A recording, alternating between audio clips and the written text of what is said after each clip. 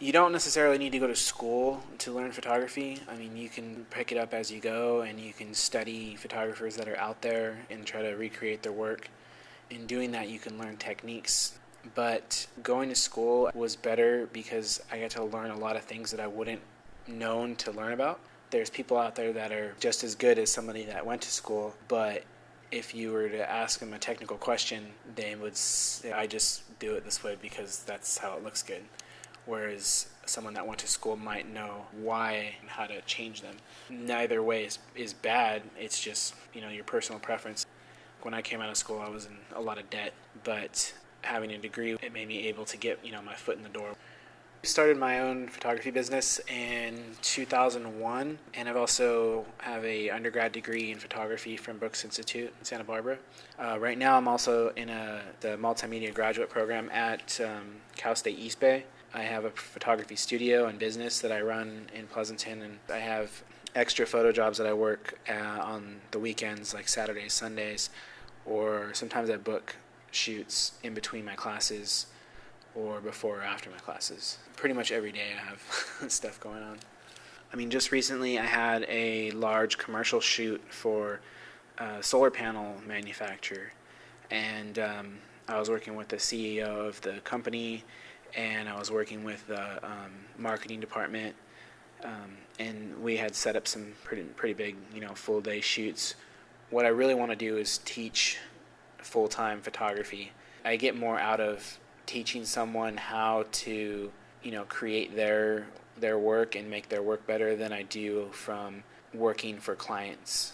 If I could teach full-time and not shoot for money, that would be ideal. I want to teach. So in my classes, they always work. One day you're assigned the project, and then you have about a week or 2 weeks to shoot it. Then we have an in-class critique where we view your images on the projector, and the whole class gets to make comments on them. That critique serves a number of purposes. The first one is to get your work out there so that people can see your work. Two, it makes you try harder on your work. If you know that 35 photo students are all going to look at your images, it's going to make you work harder to get something that's higher quality. And then three, it allows you to get feedback from 35 people and an instructor on what you could do to make the images better or how you could approach it differently that might have had a better outcome. After people leave my class, there's online photo communities like Flickr where you can just post your images and you can get feedback. Also, I allow for students after they leave my classes to email me their work and get feedback on those as well. My goal is to just educate people and let them improve their photography, regardless of if they're a current or past student. I guess it depends on how you learn. For me, I learn by having projects, like having specific goals to accomplish. So in that case, for me, it's better to be in school and have an instructor and have classmates and be working on a common project. Other people, they learn by, reading the books and watching tutorials and stuff. But I think that type of learning requires more discipline than going to school. I mean, I think that going to school is almost easier because you kind of have somebody there to guide you, kind of like to mentor you. Whereas the other method, you're kind of, you're all on your own. A DSLR allows you to change to different lenses, and it also has manual controls, which your phone or a point and shoot doesn't usually have. It allows for more creativity, more advanced techniques in photography. What really makes you a professional is knowing composition and lighting mostly, and how to make images that are visually pleasing and look good to a customer. I'm one of the people that's just like, I find something that works and I just stick with it. When I buy a camera, then I stop shopping for cameras, which is just my personal philosophy that I actually try to teach to my students, because a lot of them get hung up on equipment. They are always looking to upgrade.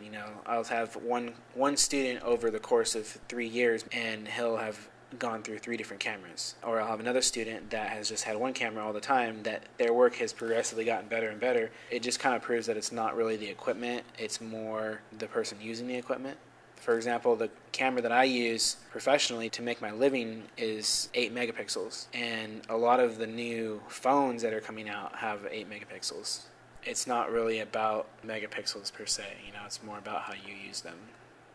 For beginners, I would say take what you have, whatever camera equipment you have available to you, and maximize that equipment as much as you can. Take it everywhere with you and always have that available to capture some kind of image. Always be shooting. Everywhere you go, you should be looking for images and taking pictures. Get your work looked at. That's very important. I mean, if you take these amazing images and no one ever sees them, then it's almost like you didn't take them. I wouldn't let your camera hold you back. I get that a lot in my classes where, well, I need a better camera.